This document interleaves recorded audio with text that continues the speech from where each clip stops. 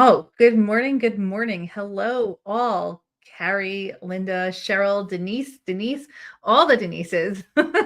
Welcome back to another episode of Ask a Clutter Boss. I am Jess Marcy here from Clutter Boss, and I wanted to share a little bit today. Good morning, Christine. Good morning, Anne. So, a lot of questions come in about feeling overwhelmed by the temporary chaos of decluttering or the messy middle, or feeling like I'm never going to get this done. This is so much. How do I do this when I don't feel like there's any hope that I'm going to get this done?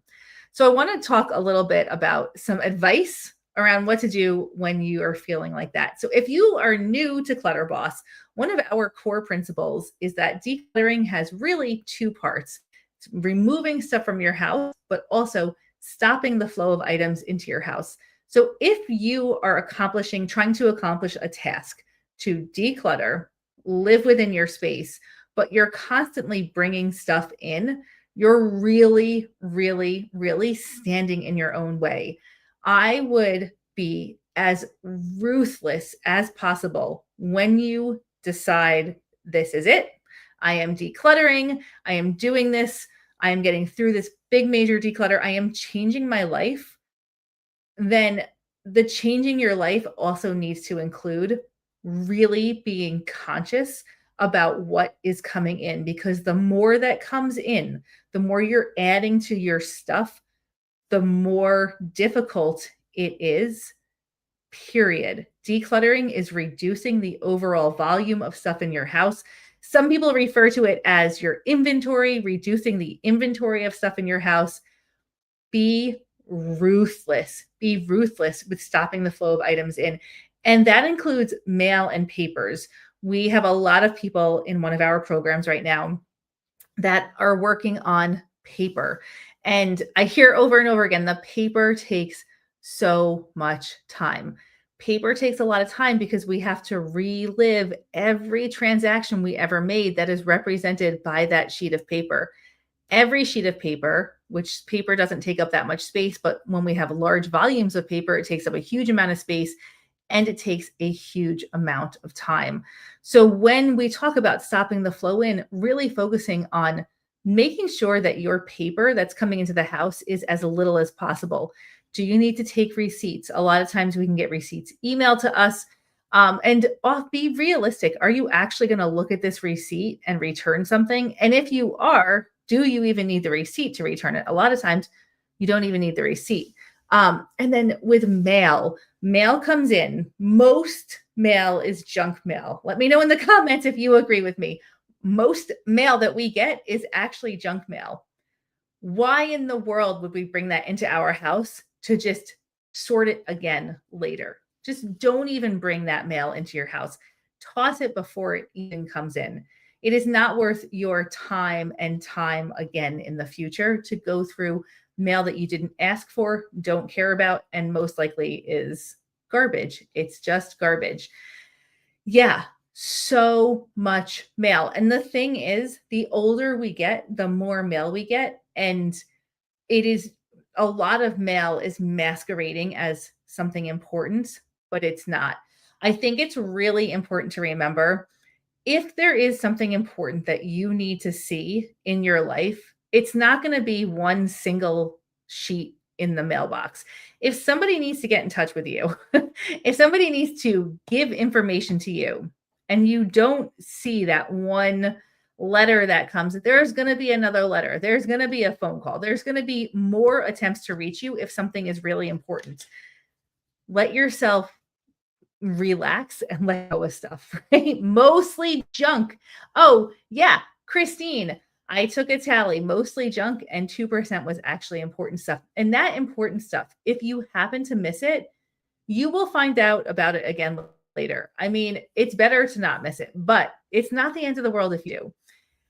In general, when we let stuff go, if we overlook something, I think it's important to remember it's not the end of the world. It's not the end of the world. The stuff that we have in our lives, they're not life or death things. We tend to put a tremendous amount of importance on stuff but that stuff really makes very little significant change in our life. And it's easy to put a lot of significance on stuff because sometimes the things that feel that are actually really significant, our relationships, um, investing in time in our health, that stuff is uncomfortable and can be really difficult. So it's almost easier to say, this stuff is really important, but actually it's not. So I guess one of my big pieces of advice is be really realistic with yourself about what is important and what is not important. Yesterday on the Monday Morning Motivation, I shared a guiding question that I had not heard before that I really love is this going to matter 1 year from now? Is this going to matter 1 year from now? Yes or no? And if you're looking at your stuff, is it going to matter if you get rid of it 1 year from now? Is it going to matter positively or negatively? If you have a tremendous amount of stuff, I think it's really important to remember that every item is contributing to the overwhelm. So if letting go of something is going to reduce overall overwhelm, that's a positive. That's definitely a positive. 1 day without mail. Yes, we have a lot of days without mail now too. But I notice every time we go into a new phase in life, there's new mail that comes in. And I think I've shared recently, my kids are of the age of going to college. So much mail that comes in for that unsolicited. I mean, just your name just gets onto these mailing lists. It's pretty crazy. Um, I scan my receipts for free coffee, but I've been scanning and throwing out a lot quicker than before. Clutter Boss. Yeah, there's just no reason to keep lots of papers, and those papers will steal your time in the future, even if they are free, right? Like you're not paying anything for the papers to come in. They're going to take your time in the future. All right, just going to back to look through the comments here. Decluttering is so much about putting yourself first and changing some of your habits and shifting your mindsets. We know how to declutter, remove stuff from your house. That's the easy part. The hard part is when you have to change the way that you think about stuff. You have to really focus on what matters most for you and be super honest about that. And that process is the hard part. So anytime you are in the middle of that process and you hit that, it's important to reach out for support, whether that's asking in our Clutter Boss communities, calling up a friend or a family member, just saying, I'm in this uncomfortable point right now. Can I talk through it with you? But the messy middle, the temporary chaos, and the idea that we're never going to get through this can drive us all absolutely crazy. And the cold, hard truth is the only way to get to the other side of this process is to work through the stuff, to work through the emotions, and to keep coming back to why you are doing this. Why are you doing this work? Why is it so important to devote so much time to getting this done right now? Because the only way to do it is to go through all of the stuff, to go through all of the emotions, and to push through those uncomfortable bits. And you can do it. You can totally, totally do it. That's all that I have right now for Ask a Clutter Boss. I hope that you will continue to work through this because the great, great, great news is that on the other side of the clutter, there is a lot more freedom. There's more freedom in your schedule. There's more freedom in your emotional bandwidth. You really have the opportunity to show up in this world in a way that makes the most sense for you. You control the script. And when you let go of the clutter that has so much control over our time and our energy and our emotions, right? All of this clutter is so tied to our emotions. We feel all sorts of things because of the clutter.